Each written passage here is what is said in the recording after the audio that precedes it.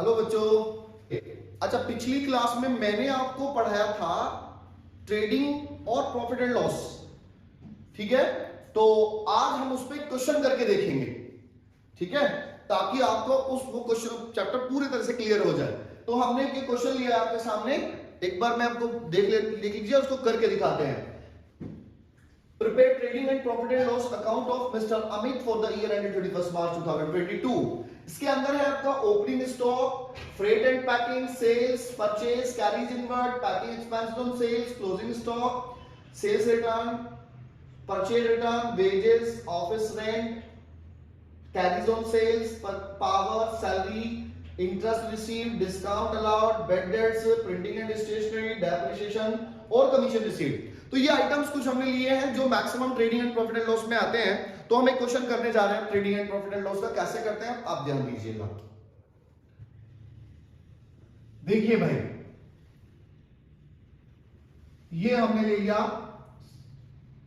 Trading and profit and loss account के लिए format, उसी फॉर्मेट में जो मैंने पिछली बार आपको बताया था पिछली वीडियो में। यदि किसी ने वो वीडियो नहीं देखी है तो इस क्वेश्चन को सॉल्व करने से पहले वो सबसे पहले उस वीडियो को ध्यान से देख लें, उसमें आपके सारे डाउट्स क्लियर हो जाएंगे। ये हमारा पर्टिकुलर्स, अमाउंट, ये particulars and amount.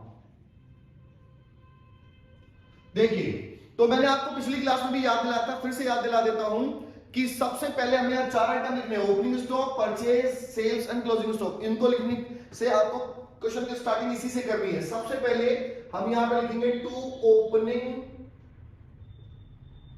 Stock. Opening stock है हमारा, यहां से आप देखते रहेंगे, ओपनिंग स्टॉक 80,000 रुपीज। इसके बाद परचेज, टू परचेजेस है हमारा 2,65,000। इसमें से हम लेस कर देंगे सबसे पहले परचेज रिटर्न। तो हमारा परचेज रिटर्न, जिसको मैंने कहा था कि हम इसको रिटर्न आउटवर्ड भी कहते हैं,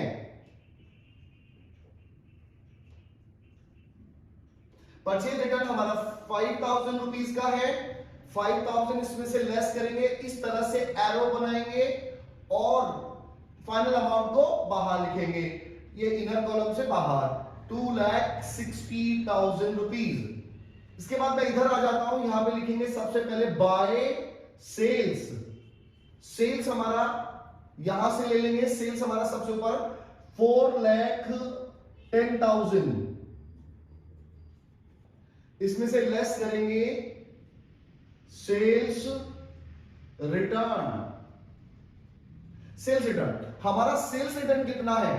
सेल्स रिटर्न 10,000 रुपीज। ये माइनस करने के बाद 4 लाख रुपीज।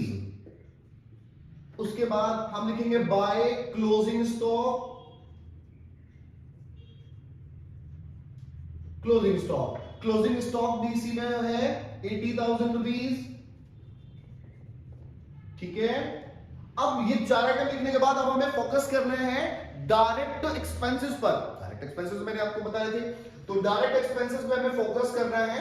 वो सारे जो डायरेक्ट एक्सपेंसेस कौन से होते हैं, फिर से याद दिला देता हूं।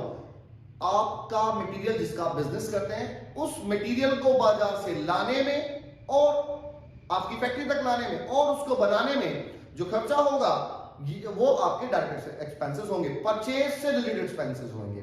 तो देखिए, यहां से मैं देखता हूं, सबसे पहले लिखा है freight and packing, to freight and packing. Freight and packing है हमारा 10,000 रुपीज।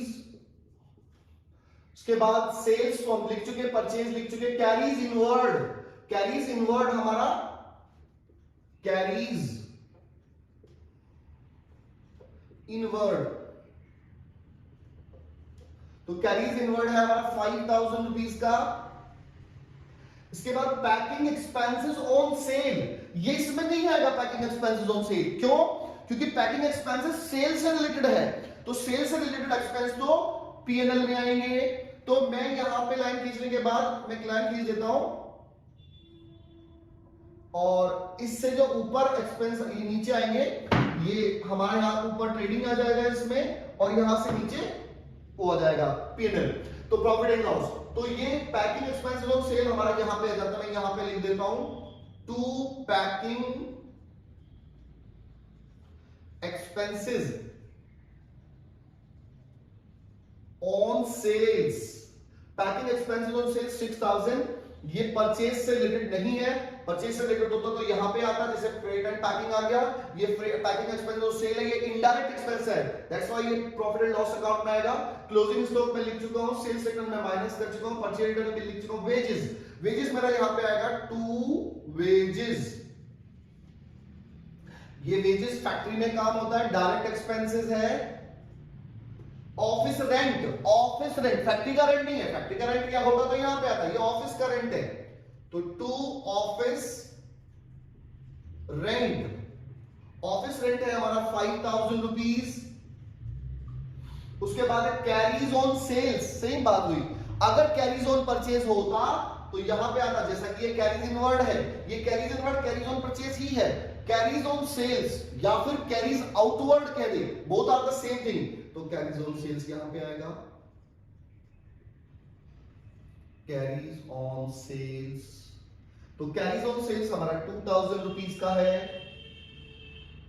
उसके बाद पावर, पावर भी फैक्ट्री के अंदर यूज होती है, तो यहां पे आएगा पावर 4000 रुपीज का पावर है। पावर के बाद सैलरी, सैलरी तो भाई ऑफिस के लोगों को दी जाती है, तो indirect expenses to salary.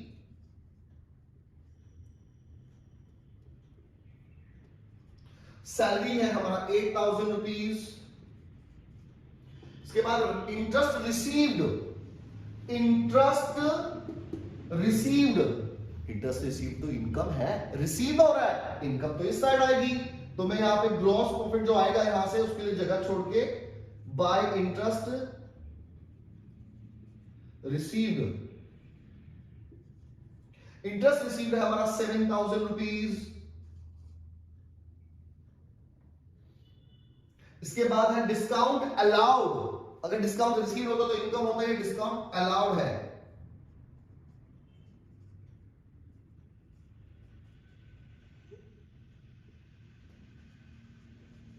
Discount allowed 800 rupees. उसके बाद है bad debts, you know bad debts ना, बैड डेब्ट्स जो पैसे हमारे मर जाते हैं, लॉस है हमारा, बैड डेब्ट्स। बैड डेब्ट्स है हमारे 600 rupees. Printing and stationery,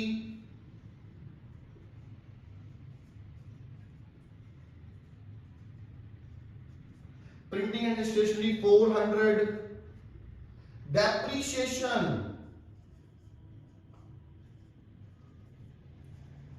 depreciation 1200।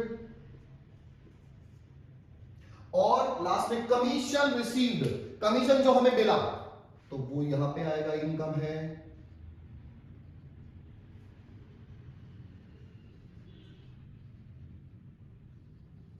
Commission received 7600। चलिए अब हम टोटलिंग कर लेते हैं। सबसे पहले टोटल हम करेंगे ग्रॉस प्रॉफिट निकालने के लिए ट्रेडिंग का। तो ट्रेडिंग का टोटल किया हमने, ये 4,80,000। इधर का भी टोटल करेंगे, तो इधर का मुझे देखने से कम लग रहा है, तो वही 480,000 यहां पे लिखा। और इस 480 में से इस सबको माइनस करने के बाद हमारा प्रॉफिट आ जाएगा। जो डिफरेंस होगा वो डिफरेंस होगा 6,61,000, जो कि हमारा ग्रॉस प्रॉफिट होगा। और उसको लिखेंगे to gross profit carry down. और उसको यहां पे ट्रेडिंग अकाउंट खत्म हो जाता है, और अब इसको यहां ले आते हैं तो प्रॉफिट एंड लॉस स्टार्ट हो जाता है। फिर क्या लिखेंगे, by gross profit brought down 1,61,000 rupees. अब ये सारे आइटम हो, इसके बाद इसका टोटल करेंगे,